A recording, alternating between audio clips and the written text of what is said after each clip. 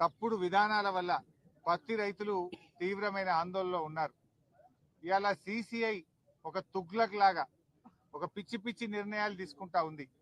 ముఖ్యంగా కేంద్రంలో బీజేపీ ప్రభుత్వ ఆధ్వర్యంలో నడుస్తున్న సిసిఐ L1, L2, L3 విధానం తేవడం కావచ్చు, కపాస్ యాప్ తీసుకురావడం కావచ్చు, గతంలో ఎకరానికి 12 క్వింటాలు కొంటే దాన్ని తగ్గించి 7 క్వింటాల్లే కొనాలనే నిబంధన కావచ్చు, 8 నుంచి 12% తేమ ఉండాలి అనే నిబంధన కావచ్చు.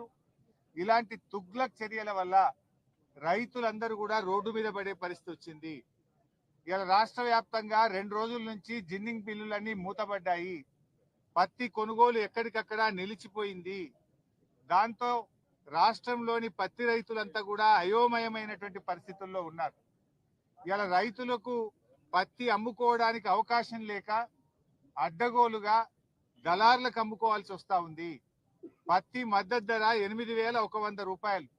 కానీ ఈరోజు పత్తి కేవలం 6,000 రూపాయలకు మాత్రమే రైతులు అమ్ముకుంటున్న పరిస్థితి. ఓ క్వింటాల్ మీద 2,000 రూపాయలు ఇలా పత్తి రైతులు నష్టపోతా ఉన్నారు. ప్రభుత్వమేమో మాటల్లో కేంద్ర రాష్ట్ర ప్రభుత్వాలు రైతులకు అరచేతిలో వైకుంఠం చూపిస్తున్నారు, చేతల్లో నరకం చూపిస్తా ఉన్నారు. ఇలా ఒకవైపు అకాల వర్షాల వల్ల తుఫాన్ల వల్ల రైతులు నష్టపోయారు. ఆ రైతుల్ని ఆదుకోవాల్సింది పోయి తుగ్లక్ నిబంధనలు తెచ్చి రైతుల్ని ఇంకా నిండా ముంచుతున్నది కాంగ్రెస్ బీజేపీ ప్రభుత్వాలు. రేవంత్ రెడ్డి పొద్దున్న లేస్తే ఢిల్లీకి పోతాడు. నువ్వు 60 సార్లు ఢిల్లీకి పోయినావు కదా రేవంత్ రెడ్డి గారు. ఈ పత్తి రైతుల సమస్య కేంద్ర ప్రభుత్వానికి చెప్పడానికి నీకు ఓపిక లేదా? నీకు సమయం చిక్కలేదా? ఢిల్లీకి మూటలు మోయడమే తప్ప రాష్ట్రంలో పత్తి రైతుల బాధల్ని కేంద్ర ప్రభుత్వానికి చెప్పే ఓపిక నీకు లేదా, సమయం నీకు లేదా అని నేను అడుగుతా ఉన్నా. 60 సార్లు పోయినావు కదా ఢిల్లీకి. ఏం చేస్తున్నట్టు నువ్వు? బడే బైతో నీకు మంచి సంబంధాలే ఉన్నాయి కదా. మరి చోటే బై పోయి ఆ బడే బైని కలిసి ఈ పత్తి కొనండి, మా పత్తి రైతుల నిబంధనలు సవరించండి అని చెప్పాల్సిన బాధ్యత నీకు లేదా రేవంత్ రెడ్డి అని నేను అడుగుతా ఉన్నా. ఉప ఎన్నికల్లో గెలవడానికి విచ్చలవిడిగా డబ్బులు పంచినావు, కానీ పత్తి రైతులకు మద్దతు ధర ఇప్పియవా? 8,100కు అమ్మాల్సిన పత్తిని 6,000కు 7,000కు అమ్ముకొని ఇలా రైతులు నష్టపోతా ఉన్నారు. ఒకవైపు అకాల వర్షాలతో పంట దిగుబడి తగ్గిపోయింది, పత్తి చేన్లన్నీ దెబ్బతిన్నాయి. ఆ పండిన పత్తి కూడా కొనే దిక్కు లేక పెట్టిన పెట్టుబడి రాక ఇలా రైతులు ఆత్మహత్య చేసుకునే పరిస్థితులు ఏర్పడతా ఉన్నాయి. మేము కేంద్ర ప్రభుత్వాన్ని కూడా డిమాండ్ చేస్తా ఉన్నాం, మీరు పెట్టిన L1, L2, L3 విధానాన్ని రద్దు చేయండి, 8 నుంచి 12% తేమ విధానాన్ని సవరించండి, అదేవిధంగా ఈ కపాస్ యాప్ను రద్దు చేయండి. రైతులకు ఎవరికి స్మార్ట్ ఫోన్లు ఉండవు. కపాస్ యాప్లో అందరు కూడా నమోదు చేసుకోవాలంటే సిగ్నల్ ఉండదు, స్మార్ట్ ఫోన్లు ఉండవు. ఆ రైతులకు ఇబ్బంది అవుతా ఉంది, దాన్ని రద్దు చేయండి. పోయిన సంవత్సరం ఏ పద్ధతిలో అయితే ఒక ఎకరాకు 12 క్వింటాల పత్తి కొనరో ఈ సంవత్సరం కూడా అదే పద్ధతుల్లో 12 క్వింటాల పత్తి కొనాలని చెప్పి నేను బీజేపీ ప్రభుత్వాన్ని డిమాండ్ చేస్తా ఉన్నా. ముఖ్యంగా 8 మంది బీజేపీ ఎంపీలు గెలిచారు. ఏం చేస్తున్నారు మీరు? 8 మంది బీజేపీ ఎంపీలు కేంద్రం మీద ఒత్తిడి తేవాల్సిన బాధ్యత లేదా? పత్తి రైతులు ఆత్మహత్యలు చేసుకుంటే మీకు కనికరం లేదా అని నేను అడుగుతా ఉన్నా. ఈరోజు ఈ 8 మంది ఎంపీల పరిస్థితి ఎట్లుందంటే ఆ పంట పొలాల్లో ఉండే దిష్టి బొమ్మలు మీకంటే నయం.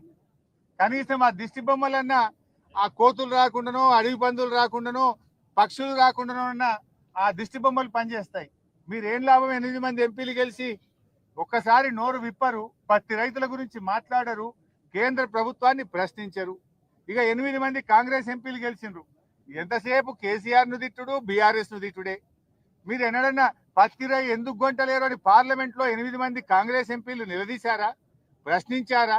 కాంగ్రెస్ ప్రశ్నించదు, బీజేపీ అడగదు. ఇలా బీజేపీ ప్రభుత్వము బడా బడా పారిశ్రామికవేత్తలకు 1,00,000 కోట్ల రూపాయల రుణమాఫీ చేశారు, 1,00,000 కోట్లు మాఫీ చేశారు. మరి మా రైతులకు ఎందుకు చేయరు?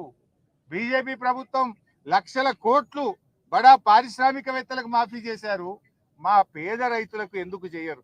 ఇలా పత్తి పండించేదే ఎక్కువ గిరిజన రైతులు, బీసీ రైతులు, దళిత రైతులు, పేద వర్గాల రైతులే పత్తి పండిస్తూ ఉంటారు.